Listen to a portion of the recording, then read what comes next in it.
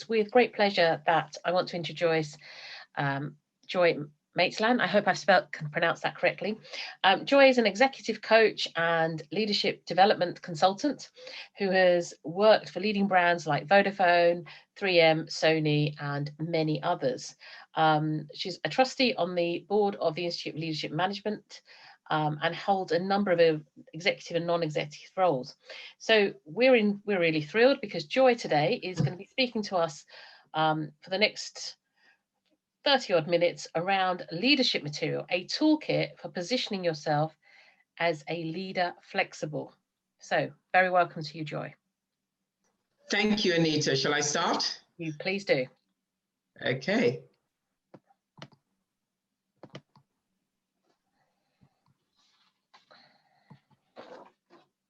So good morning, everybody, and thank you very much for joining me this morning. I'm really pleased to be here. As Anita said, I'm Joy Maitland. And for the next 30 minutes or so, I'll be sharing a bit of information with you, just some tips and hints on how we embrace the idea of I, the leader.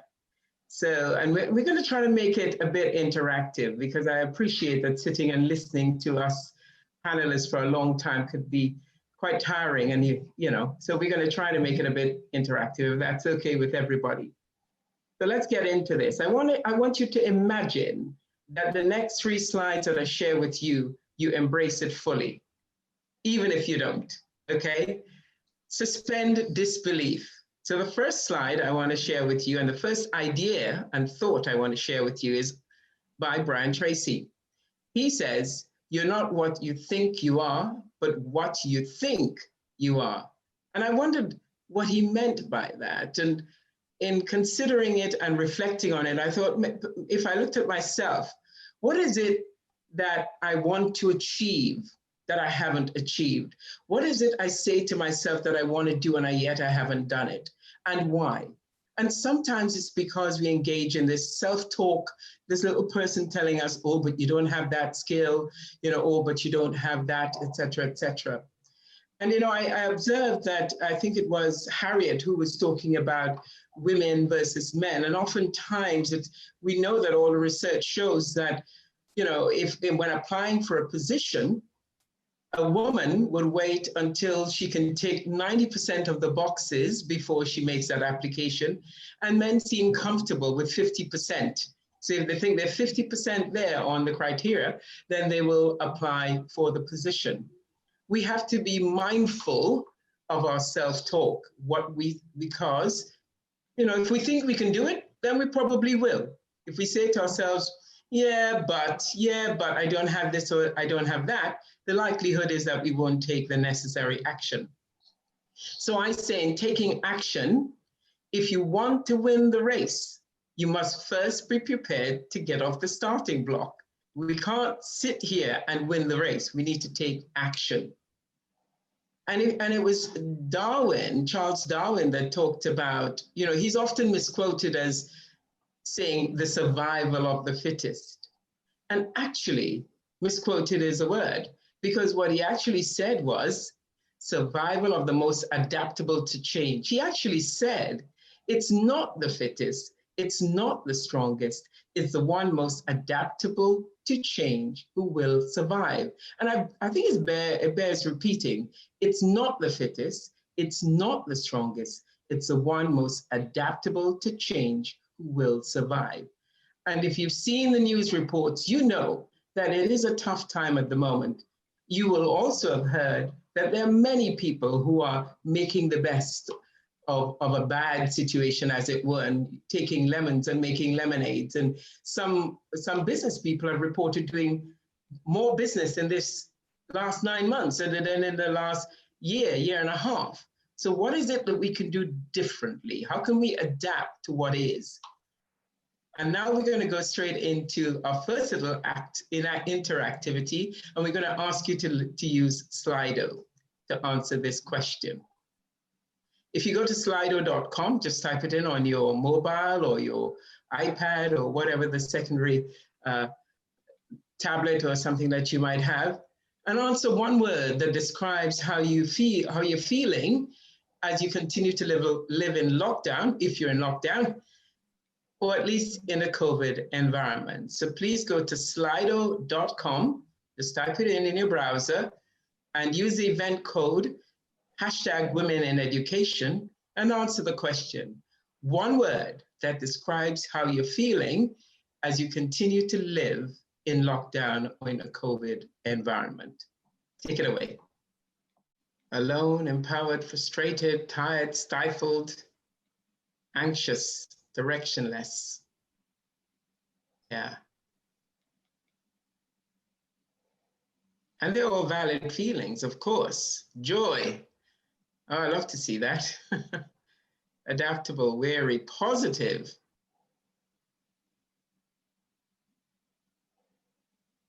Exactly. More frustrated here again. You know, we always dealing with what is. Deflated, someone put in the chat box. Yeah. Concern, isolated, joy, weary. Yeah. Yeah. Restart. I love that one. Restart. An opportunity to rethink your approach, rethink your position, rethink where you are in life, and whether or not this is an opportunity for change. Excellent, excellent. So I'll share my screen again, Kieran. Thank you for that. Okay, so this is as it is. Can we change? Do we have to wait for COVID to pass to change our approach or change our mindset? No, we don't. We can do it today. The very fact, and I congratulate you for participating in this conference, because you know what it means? It means that you're ready to make a difference in your life and perhaps the lives of others in your universities, in your schools, and wherever you can make that difference. And that's really important because, you know, we're talking about leadership here. And leadership, we know, matters.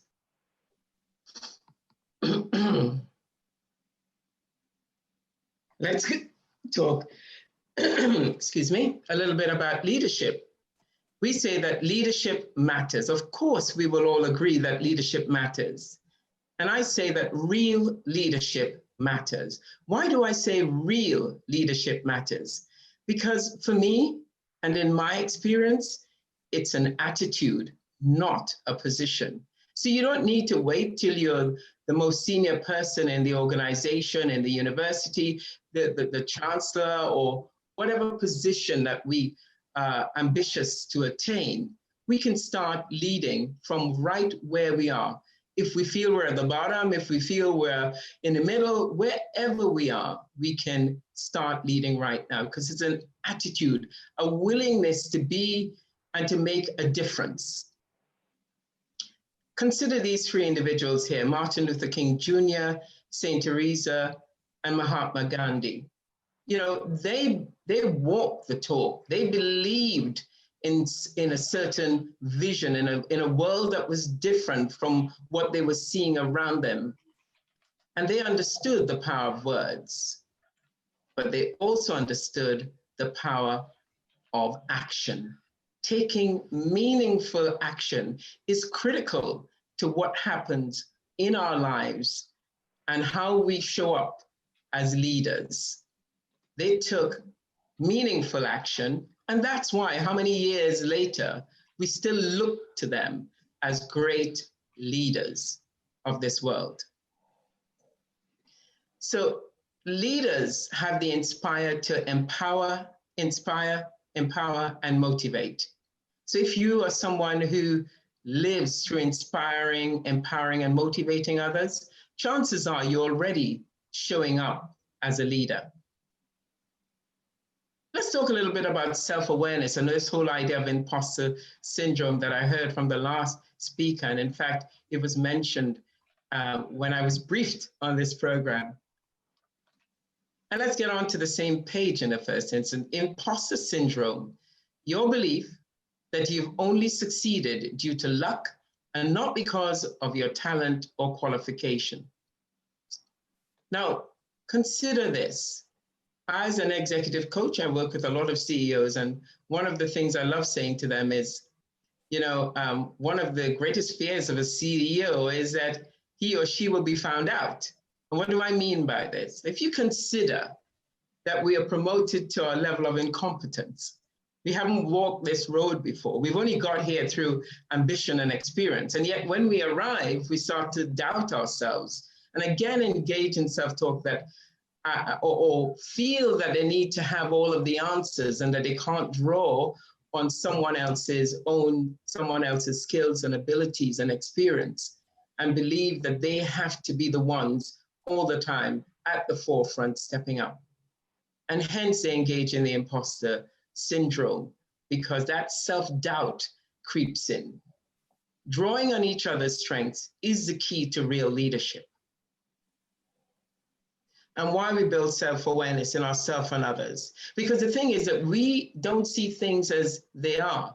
We see things as we are. So through our own filters, through our life experiences, we know that we had this experience and therefore, and we tend to rush to judgment very quickly. It's one of the reasons why we're still challenged when we talk about things like diversity, because are we truly diverse individuals? Do we understand the diversity within us? Or have we reduced ourselves to a single description or label?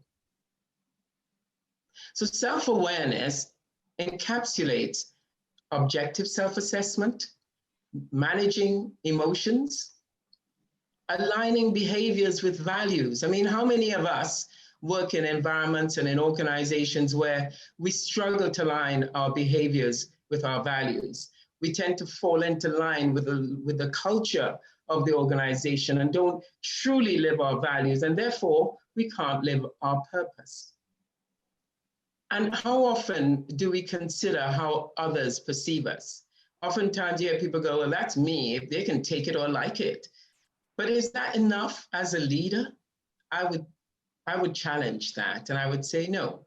Once we understand how others perceive us, we get that feedback that's necessary for change, for growth, and so that we can really step up and be the great people that we're meant to be. Here's our second slider. When you consider self-awareness, which one of these 4 areas that I just described provides you with the greatest challenge? Which do you struggle with most? Wow, I think objective self-assessment seems to be winning that one, Kieran.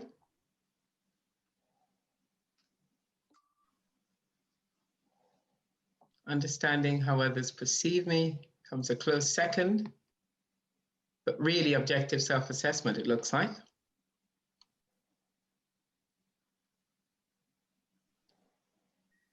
Excellent. So shall we go back?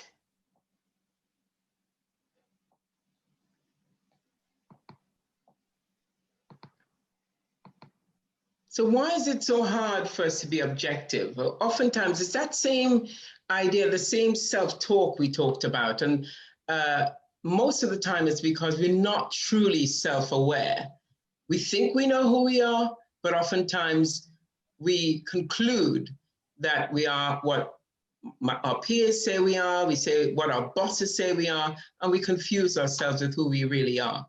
And we don't spend enough time with self-reflection. Some other people may say, well, I can't show weakness. If I'm a leader, I can't show weakness. It isn't really about showing weakness. It's about showing up and being authentic. So let's look at a model that is known as a psychometric model. And I don't know how many people on this call have been through or participated in or engaged with any psychometrics, but principally it's a model that speaks to your behavior. It's a measure of how you behave and how you show up in the world. So let's get into it. We're going to start at the top level with the 4 colors. It's called the 4 colors. Some psychometrics call them the 4 archetypes. And often psychometrics are used when you're recruiting, in recruitment, when you're getting people on board, or when you are looking to promote individuals or change their job role or job function. And some organizations just use it for development. So let's start with the 4 colors. So we've got empowering green, inspiring yellow, commanding red, and conscientious blue. Conscientious blue, empowering green, inspiring yellow, and commanding red. Now, even though I've said that they are the 4 colors, the first thing you observe is that there aren't defined colors. They're a blend. The idea is that we are not going to label ourselves by saying, oh, I'm a green, or I'm a red, or I'm a yellow, I'm a blue. The truth is that we are all colors. And hence, as we go around this shape here called the mandala, mandala is Sanskrit for circle, meaning that we take a holistic approach. We understand that we're complex beings. We understand that there's so much more to us than we show or that other people see us. And so we look at embracing all of it. Then we move into the 8 aspects. So the 4 colors nicely blends into 8 aspects. And we've got here people focus, sitting opposite outcome focus, inspiration driven, discipline driven, big picture thinking, down to earth, extroverted and introverted. They sit in their opposites. So now we've got to the 8 aspects. And again, we're not happy that we will just say, well, I'm people focused, I'm outcome focused.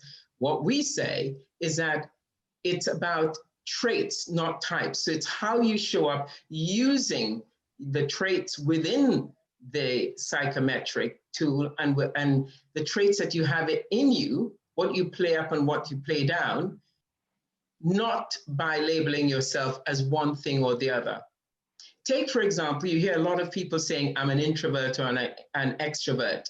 Well, actually, the fact is that we are all ambiverts. There's no such thing as a pure introvert or extrovert. Take me, for example, when I'm doing my training and I'm speaking at conferences and stuff and I'm live, I'm high energy, I'm making jokes, sometimes I have people singing and all that sort of thing. And people often label me as an extrovert. But the truth is, I really do enjoy my own company. I love being with myself and a good book and that sort of thing. And the idea is embracing paradox. Yes, they sit opposite each other, but it's a contextual model. So it means that whenever we need to show up as an introvert or an extrovert, we are able to do it. And this tool and tools like this allows you to become much more self-aware and understand where you want to start working, where you need to put in the work. So let's go now from the 4 colors, 8 aspects, into the 24 qualities. And in the 24 qualities, you'll see this. Now the 8 aspects become 24 qualities. So you've got people focus, accommodating, collaborative, empathetic. And as I go around the mandala, start thinking about which are your strengths? Which ones do you think come naturally to you? And which do you need to work on? Accommodating, collaborative, empathetic. Let's drop down to outcome focus. So sitting opposite accommodating is tough. Yes, there are times when we're called to be tough, and there's times when we're called to be more accommodating. If you teach, you know what I mean by that, right? Collaborative and competitive. We need both. Sometimes we need to compete. The difference is when we compete, this competitive means that we're doing it for ourselves. We're showing up and we're stepping up for ourselves. We are owning our journey and we are owning our experience in a powerful way so that we don't have to wait over 90% there ticking the boxes. We can show up and be authentic if we compete. Collaborative, yes, there are times that we're called also to work with a team and embrace that teamwork. Collaborative people want to win too, but they'd rather win through teamwork. You've got empathetic and logical, head and heart, if you might want to put it that way. Adaptable and purposeful, that talks about how we achieve goals.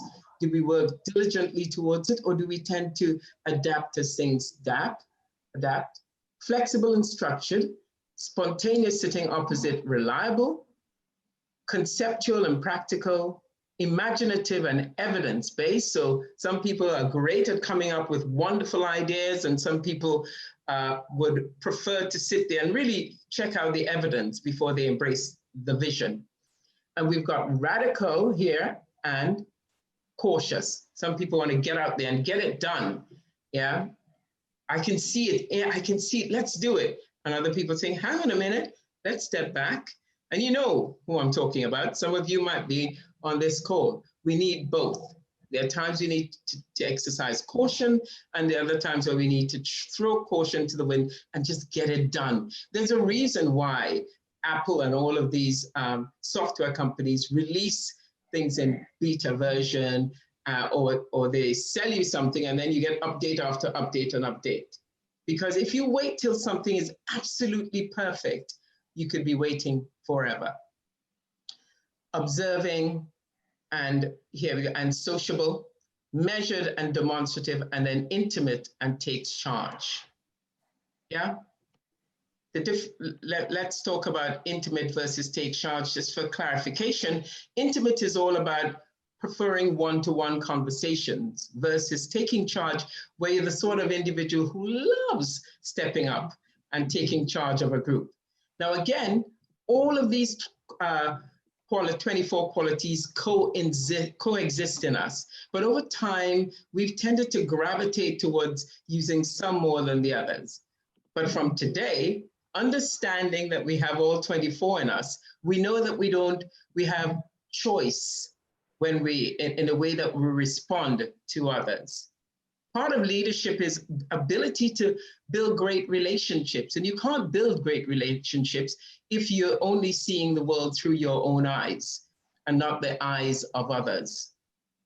So here we are to embrace all 24 qualities and to say, actually, there are times when I need to be more sociable than standing back and being more observing. And I will embrace that because I have it in me to do all of that. And it's not about everything at full volume. Imagine an orchestra playing a beautiful piece of classical music. Not all the instruments play at the same time, but it's just the nuances of when I need to be empathetic, when I need to be logical, when I can be practical, and when I need to be more conceptual. So it's really engaging with all of who you are. Now we're going to slice this model across the middle, and we're going to look at something called the 3 personas. Why look at the 3 personas? It's because this is a contextual model. And what it's saying is that, okay, who we are in our private lives may not be who we are when we're at work, how others see us, and it may not be who we are under stress. So the 3 personas they are just that.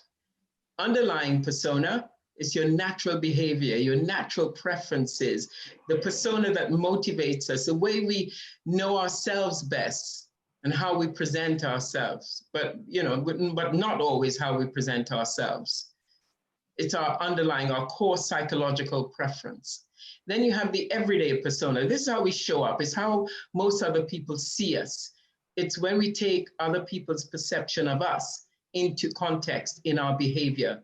It could be determined again by the culture or the environment. It could be determined by who your boss is, who your team members are. And then you have the overextended persona, and this one comes to the fore when we behave in an exaggerated fashion. It usually shows up when we're under stress or duress, and we overplay these really effective qualities, these powerful strengths that we have within us, instead of reaching for an alternative, instead of understanding, okay, I'm tough in this conversation, and reaching for accommodating, it caused me to be accommodating, I become even tougher, and we get nowhere, okay?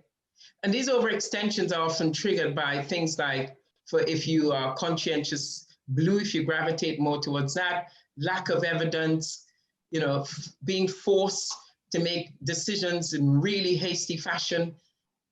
If you are gravitating more towards empowering green, then it might be about fairness and selfish colleagues taking advantage of others and people who lack empathy. That triggers my overextension, for example. If you remember, Inspiring Yellow is all about imaginative and radical and all that sort of thing. So if you like playing in that zone, the likelihood is that you will not appreciate a boring work environment. You know, a lot of people who work and love playing in that zone struggle with working from home because they love engaging with others. They love bouncing ideas off of each other. And then you have the commanding red. They want action, action, action.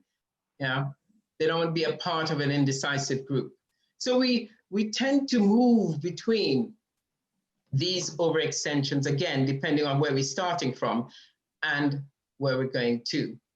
And this here shows what the effective qualities become when we're overextended. And I'll have it here. Just checking on time. 2 minutes. So here we go. If you overplay your effective qualities, and this really speaks to how, again, understanding where you are and getting the required feedback so that you know when you need to change and start to go to work. So if you get the feedback from others, you can start moving. So let's look at this here. Let's look at, first of all, adaptable. If it's overplayed, it can become flexible.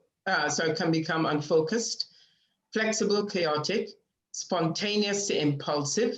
And this is as much as how people perceive you, your behavior, as how you're actually behaving. Conceptual to imaginative, conceptual to unfeasible, imaginative to fantasist, radical to change for the sake of change.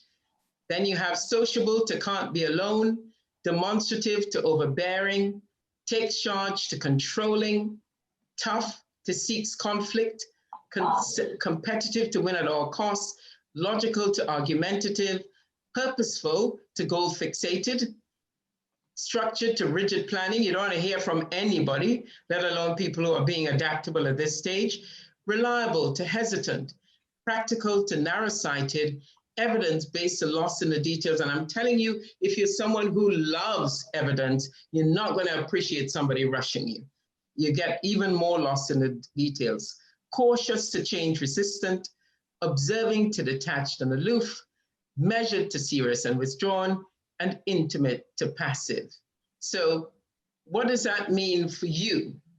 What does that mean for you? Where do you overextend? And I'm glad that we've been able to share the presentation with you, because I think it'd be important for you to take it away and reflect on it. Yeah. And for the people on this call, we will give you the opportunity to have your own personalized luminous spark portrait generated. If you want to, you can get in touch with us. We'll send you a link and we'll show you where you overextend and how you use the qualities effectively.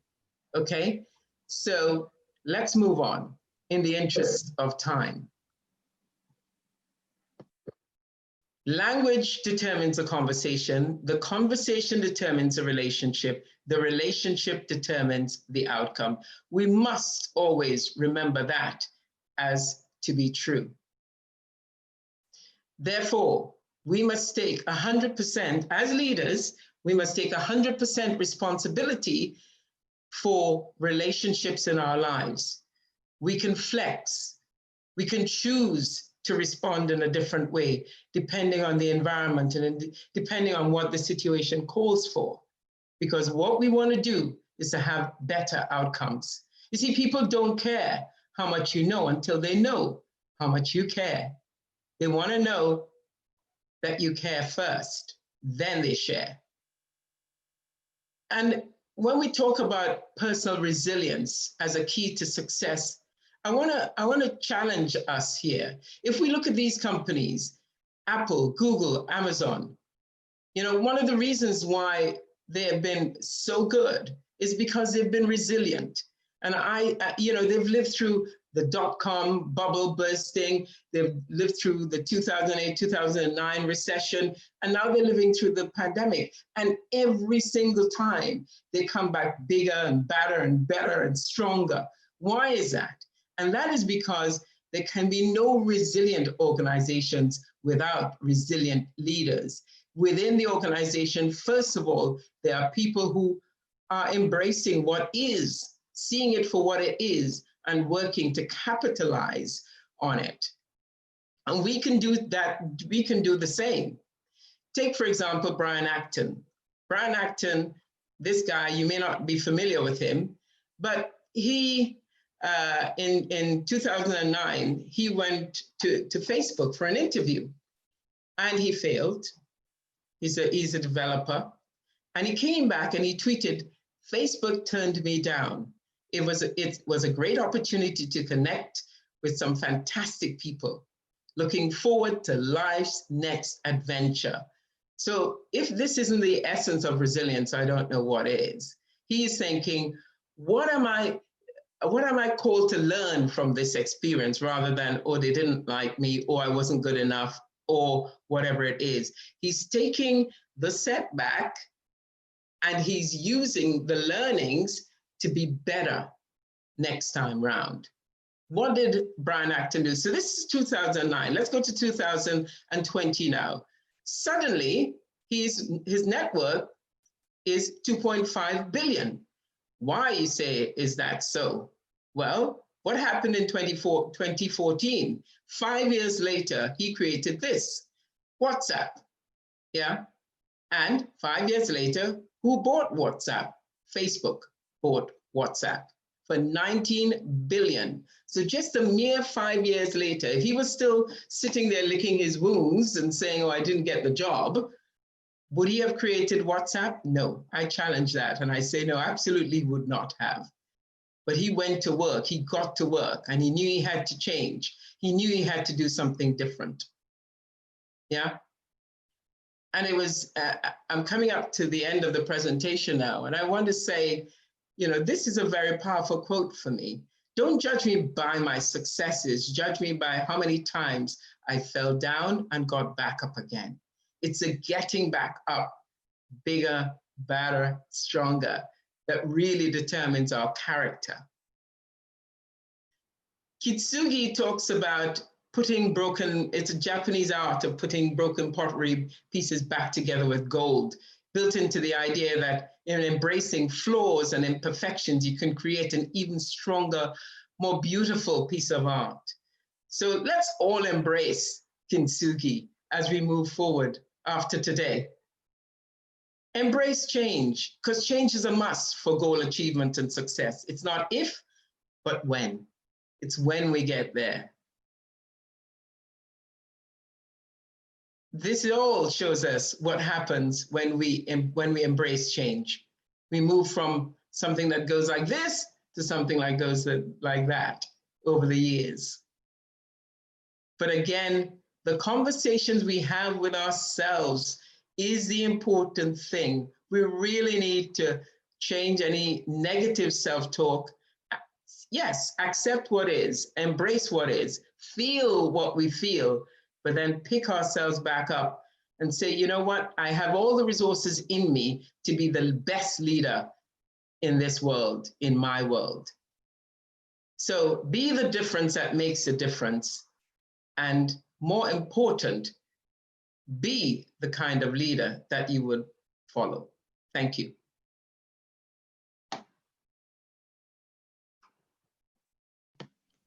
Thank you very much, Joy. A really empowering session. And I think my big one takeaway from this was about how we use language to describe ourselves and to hear from others how they describe us. And the more we can become more powerful and fluent with language in these areas, actually it will give us more kudos in terms of knowing who we are and how we can present ourselves. Thank you also for your generous offer that I think if people follow up with you, they can have their own personas done. So that would be quite an interesting thing to do.